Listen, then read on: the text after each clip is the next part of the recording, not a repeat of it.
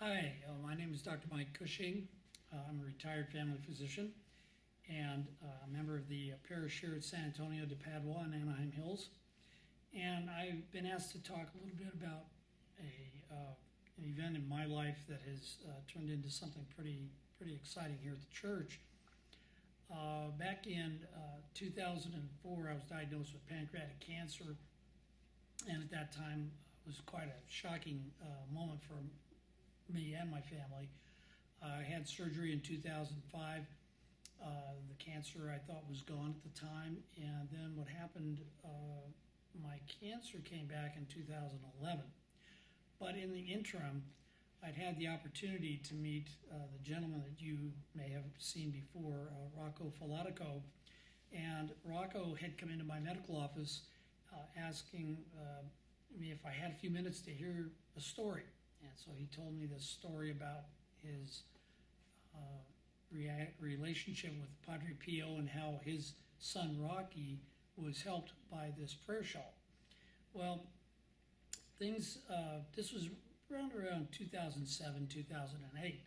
Well, in 2011, I was discovered to have a recurrence of my cancer, which was another bit of a shock because I thought I had beaten it. And at the time, I had asked Rocco if Rocky, his son, could let me wrap myself with the prayer shawl of Padre Pio. And in fact, Rocco was able to get Rocky, and Rocky came over to my home a day or so before the surgery. I think it was the night before the surgery, and placed that prayer shawl over my shoulders, and we prayed together. Rocky, my wife and I. I ended up going through my surgery. It was about an 8-hour surgery. They took out chunks of my liver, sewed me back up, and told me to get on with the rest of my life. Well, that was almost 18 years ago now. Well, in the interim, around 2013, a really wonderful young lady by the name of Jennifer Delahoy, who was also a member of the parish, her mother had suffered cancer and was dying from it. And a friend of hers had given her a prayer shawl. And her mother cherished this prayer shawl till the day she died. In fact, I believe, if I recall, Jennifer told me that her mother had it wrapped around her when they buried her. So a short time after her mother's death, Jennifer came up to me, and at that time I had been leading the Respect Life ministry here at San Antonio. And I was very busy with it, trying to make things work. And Jennifer had come up to me to ask if she could start a prayer shawl ministry under the wing of the Respect Life ministry. And really kind of a no-brainer. I had no problem with accepting something wonderful like that. In 2014 or thereabouts, Jennifer got permission to use one of the rooms here at the parish, and she called together a group of women to start a prayer shawl ministry. And Jennifer didn't know the first thing about starting a prayer shawl ministry, and it was a day-to-day event for her, pulling it together. But she ended up getting about 15 women together, and once a month they started just knitting like crazy, making these prayer shawls.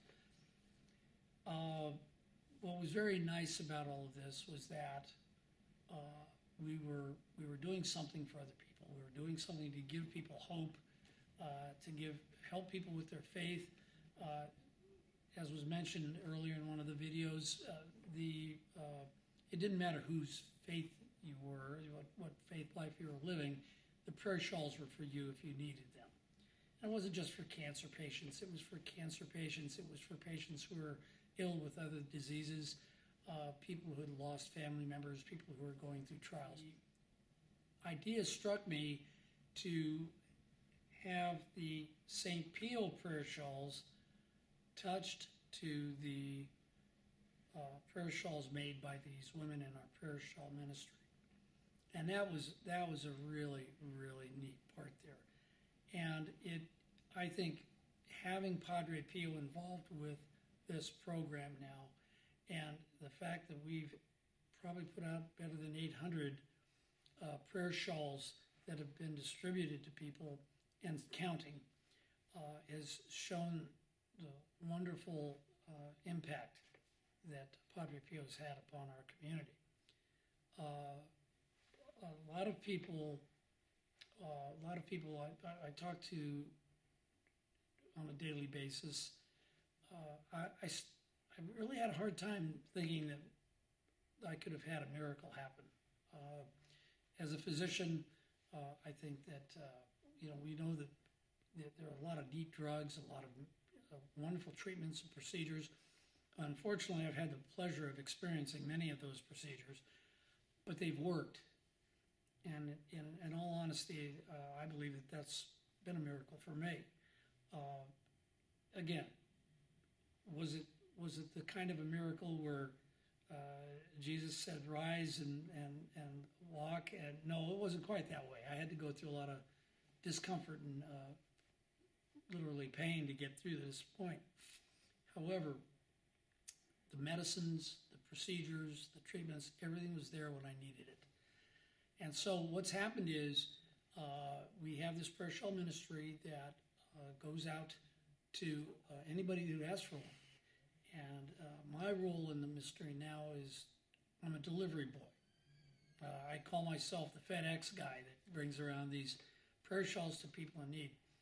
I'll give you an example. One of my good friends had a friend of his who was dying and had not been to church. Apparently was very, very distant from God, very distant from a faith life, if you wish. And this friend of mine gave that prayer shawl to his friend. And almost like a transformation. The man took to that shawl, held that shawl close to him, and was holding it when he died. And so people get hope, people maybe strengthen their faith, people feel that, and find out that they're loved. These prayer shawls are an expression of love and a very wonderful expression from these wonderful women here at our parish who are producing them. And that was pretty much it. That's how that story has gone and continues to march forward. And I hope that we can keep doing it for a long time to come.